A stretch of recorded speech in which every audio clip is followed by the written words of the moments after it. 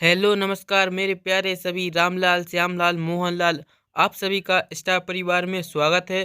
तो दोस्तों आज हम कक्षा 9वीं हिंदी ब्रज कोर्स को पढ़ने वाले हैं। तो दोस्तों इसमें हम चैप्टर नंबर 3 मेजबान मेजबान को पढ़ेंगे। तो दोस्तों मेजबान का मतलब क्या होता है, यानी मेहमान। मेहमान यह एक छोटी सी कहानी दी गई है, बहुत ही मज़ेदार कहानी है। आप इसको पढ़िएगा, बहुत मज़ा आने वाला है। एक सुंदर सी कहानी, इसका हम शॉर्ट में आपको बता देते सारांश क्या है इस कहानी का। इस कहानी में क्या होता है दोस्तों, एक परिवार में एक पति पत्नी रहती हैं और उनके घर एक दिन कुछ मेहमान आते हैं।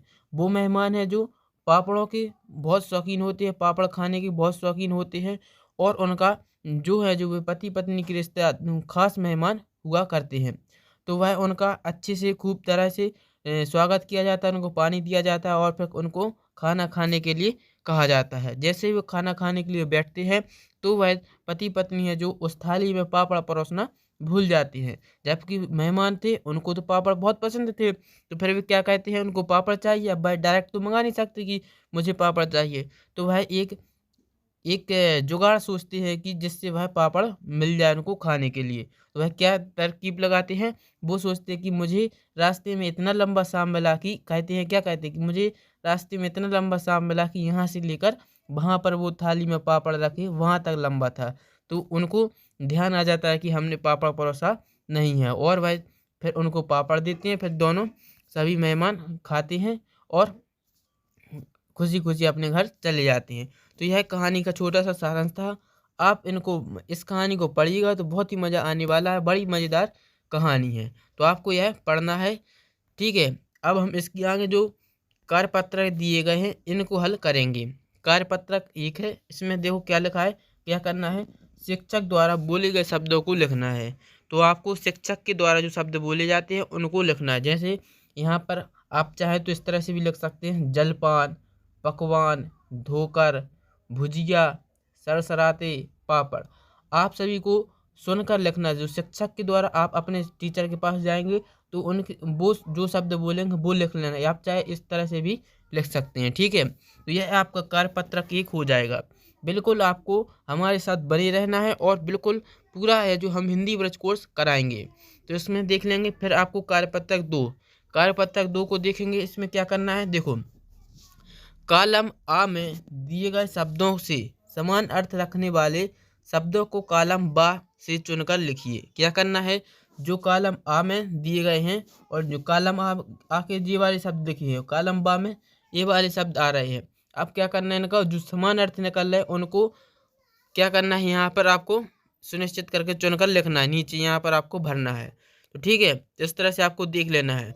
जैसे कॉलम ए में क्या लिखा, आपको सबसे पहले स्वल्पाहार लिखा है।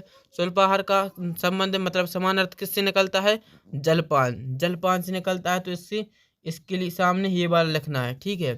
फिर अतिथि, दूसरा क्या लिखा, अतिथि का मतलब क्या होता है, मेहमान। तो इसको कहाँ से लिखेंगे हम, अतिथि का मेहमान, ठीक है। तो इस तरह से आपको लिख लेना है, इस तरह से छांटना है। यहाँ पर हम नीचे डायरेक्ट बता देते हैं किस तरह से लिखना है।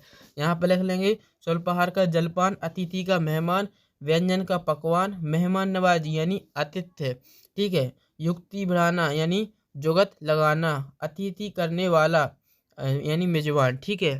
तो इस तरह से आपको इनका भर लेना है, ठीक है। जो शब्द समझ में नहीं आ रहा है वो आपको यहाँ पर बॉक्स में देखकर लिख लेना है।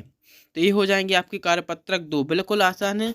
इस तरह से आपको मज़े मज़े में पढ़ते जाना है और कार्यपत्रक को हल करते जाना है, ठीक है। अब हम आगे बढ़ते हैं तो कार्यपत्रक 3 को देखते हैं। इसमें क्या करना है, नीचे दिए गए शब्दों की सूची बनाकर अपने स्वाद अनुसार नीचे दिए गए वर्ग में लिखिए। इसके अलावा जो आपको पसंद है उन्हें भी लिखिए। तो यह क्वेश्चन आप सारे कर सकते हैं, क्योंकि यहाँ पर आपको अपनी फेवरेट चीज़ें यानी जो पसंद है उसको लिखना है। यहाँ से इस बॉक्स में से जो जो चीज़ें लिखी हैं उनमें से छाँट कर लिख देना है। जल्दी से लिख दीजिए। बताइए आपको सबसे पहले क्या पसंद है। जैसे आपने कहा मीठा, तो यहाँ पर मीठा वाली बर्फी है, मीठी वाली जो चीज़ें हैं वह यहाँ पर लिख देनी है, ठीक है। मीठी में क्या हो, जो पसंद चीज़ें क्या है, सेब, ठीक है, सेब, बर्फी। अरे पसंद वाली में लिखना है सेब, पपीता, खीर, पूरी। आपको जो जो चीज़ पसंद वो लिखना है, ऐसा नहीं कि आप इसी तरह से लिखें। आप अपनी पसंद का लिखिए। ये तो मेरी पसंद है, वो हमने लिख दी, सेब पपीता खीर पूरी, ये मुझे पसंद है तो मैंने लिख दी। नापसंद वाले में क्या लिख देंगे, नापसंद में जैसे आ जाएगा बर्फी लड्डू मालपुआ, ये हमें नहीं पसंद तो मैंने इसमें लिख दिए। इस तरह से आप भी लिख सकते हैं। फिर पसंद वाली चीज़ में यहाँ पर पापड़ भजिया, ठीक है। नापसंद में कुछ नहीं लिखा, यहाँ पर इमली लिख दी। तो इस तरह से खट्टी चीज़ों में जो कुछ आती हैं वो यहाँ पर लिख देने हैं। तो इस तरह से आपको भरना है, ठीक है। तो ये सब आप भी कर लेंगे, कोई कठिन क्वेश्चन नहीं है। दूसरा प्रश्न क्या है इसमें देखिए, दिए गए संज्ञा शब्दों का वाक्य में प्रयोग कीजिए। क्या करना है आपको, जो संज्ञा शब्द दिए गए इनका हमें वाक्य में प्रयोग करना है। जैसे यहाँ पर लिखा है मेहमान, तो मेहमान का प्रयोग करिए। तो क्या हो जाएगा, आज हमारे घर मेहमान आए। क्या होगा, आज हमारे घर मेहमान आए। आप इसी तरह से कोई दूसरा सेंटेंस बना लीजिए, कोई भी बन सकता है कि आज हमारे घर मेहमान आए, ठीक है। तो ये हमने बना ही दिया। इसके अलावा आप भी बना सकते हैं कि आज हमारे यहाँ मेहमान केरा या फिर कुछ फल लाए, ठीक है। इस तरह से आप बना सकते हैं। बहुत सारे तरीके हैं इनका वाक्य में प्रयोग करने के। जैसे पापड़ का बनाना है तो पापड़ का क्या बन जाएगा, मुझे पापड़ बहुत पसंद है। आप इस तरह से ही बना सकते हैं, मुझे पापड़ पसंद नहीं है, ठीक है, क्योंकि हमें वाक्य में प्रयोग करना है, ठीक है। तो जो संज्ञा शब्द दिए इनका प्रयोग करना है, आप अपने अनुसार भी कर सकते हैं। थाली का लिखेंगे, मेहमान को भोजन की थाली परोसी गई, ठीक है। मेहमान को भोजन की थाली परोसी गई। जो हमने मुझे जो अच्छे वाक्य लगे वही हमने चुनकर यहाँ पर लिखे हैं, उनको सही वाक्य में बनाया है, ठीक है। पत्नी का क्या हो जाएगा, पत्नी का वाक्य में प्रयोग करना है तो क्या हो जाएगा, एक परिवार में पति पत्नी खुशीपूर्वक रखते हैं। मतलब प्रयोग ऐसा किया जाता है कि जो शब्द यहाँ पर दिए गए हैं यह शब्द उस वाक्य में आना चाहिए।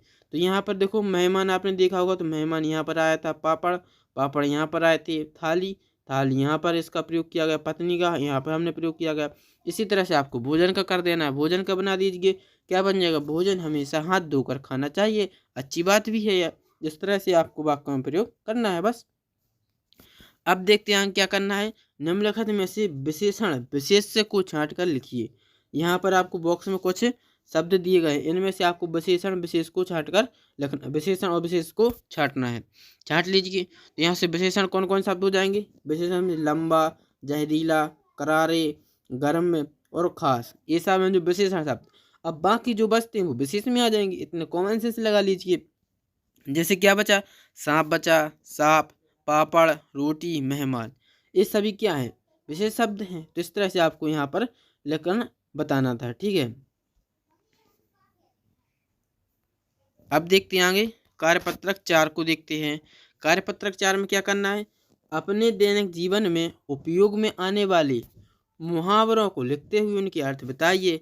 आप सभी अपने जीवन में मुहावरों का बहुत प्रयोग करते हैं, कई जगह पर प्रयोग करते हैं। आप कभी गौर करिएगा तो आपको लगेगा कि आप दिन में बहुत सारे मुहावरे बोल देते हैं। तो अब क्या करना है, उन्हीं मुहावरों का इनका अर्थ बताना है। क्या कर लिखा है, दैनिक जीवन में उपयोग करने वाले मुहावरों का अर्थ लिखिए। तो बस यहाँ पर हम अब भी कर लेते हैं। जैसे आप बोलते हैं कि आँख का तारा, आँख का तारा मतलब क्या होता है, बहुत प्रिय होता है। तो ठीक है, जैसे आप कभी किसी से मिलते हैं तो आप कहते हैं कि अरे रमेश आप तो आँख का तारा हो, यानी क्या है, बहुत प्रिय हो, ठीक है। तो इस तरह से इनका अर्थ बताना है। 9-2-11 होना, 9-2-11 होना मतलब भाग जाना। इसका आपको प्रयोग करना है, को मिल जाए जैसे तो क्या करेंगे, आप बना सकते हैं कि जैसे चोर पुलिस को देखकर 9-2-11 हो गया। तो इस तरह से इनका प्रयोग भी कर सकते हैं। तो यही इनके अभी अर्थ भर पूछे हैं, तो इसलिए हम अर्थ भर लिखेंगे, प्रयोग नहीं करना आपको, ठीक है। फिर क्या लिखा है, लोहा लेना, लोहा लेना मतलब क्या होता है, बदला लेना। अंधे की लाठी, अंधे की लाठी मतलब एकमात्र सहारा, यानी कहें तो रामू है जो अपने दादाजी की एकमात्र, अपने दादाजी की अंधे की लाठी है, मतलब अपने दादाजी का एकमात्र सहारा कौन है, रामू है, ठीक है। इस तरह से इनका प्रयोग कर सकते हैं। अभी इनका मतलब भर बताना, अर्थ बताइए। आग का बबूला होना, आप सभी पता होगा आग का बबूला, कुछ बच्चे होते हैं जो बहुत जल्दी जल्दी गुस्सा हो जाते हैं, तो उनके लिए यह अर्थ बहुत ही सुटेबल है। आग का बबूला होना मतलब बहुत अधिक गुस्सा होना। कान भरना, कान भरना यानी चुगली करना, कान भरना यानी चुगली करना। आप सभी ने देखा होगा कि आपके यहाँ पर आसपास के पड़ोसी हैं जो, वो उनका काम क्या होता है, केवल कान भरना ही उनका काम होता है। काम कान भरना मतलब क्या होता है, चुगली करना, ठीक है। तो इस तरह से आपको कार्यपत्रक 4 कर लिए, ठीक है। तो इस तरह से हमने आपको, अब हम देखते हैं कार्यपत्रक 5 पर आ गए। कार्यपत्रक 5 अभी हमने 4 किए था। कार्यपत्रक 5 में क्या लिखा है, निम्नलिखित शब्दों का उपयोग करते हुए एक कहानी लिखिए। जो शब्द यहाँ पर दिए गए हैं इनसे ऐसा करना, एक कहानी बनानी है और उनमें ये सारे शब्द आते हों। इस तरह से आपको कहानी बनानी है। चलो तो बना लेते हैं। देखो किस तरह से लिखना है आपको। जैसे हमने कहानी बनाई इसको देख लेंगे। क्या लिखा है? बूढ़ी काकी। देखो पहला शब्द आ गया बूढ़ी, बूढ़ी लिखा था तो बूढ़ी काकी हमने क्या लिख लिया? बूढ़ी काकी। बूढ़ी काकी को हलवा और कचौरी, हलवा देखो कचौरी ये लिखा, हलवा ये लिखा, दो तीन वर्ड मिल गए। बूढ़ी काकी को हलवा और कचौरी बहुत पसंद थे, पर घर के लोग उसे ये बनाकर नहीं देते थे। एक बार गांव में शादी थी, वहां बहुत व्यंजन बने। बूढ़ी काकी उस शादी वाले घर के पास रहती थी। काकी ने शादी वाले दिन हलवा, कचौड़ी, मिठाई खाई और गीत भी गाए। अब देखेंगे तो आपको सारे हैं जो वर्ड यहीं पर मिल जाएंगे। तो इस तरह से आपको एक कहानी बनानी थी जो हमने पूरी कर दी। तो इस तरह से आपको कार्यपत्र को हल करना था। यदि आपको यह वीडियो पसंद आया हो तो चैनल को लाइक और अपने दोस्तों तक शेयर भी करें ताकि सभी लोग ब्रिज कोर्स को पूरा कर सकें।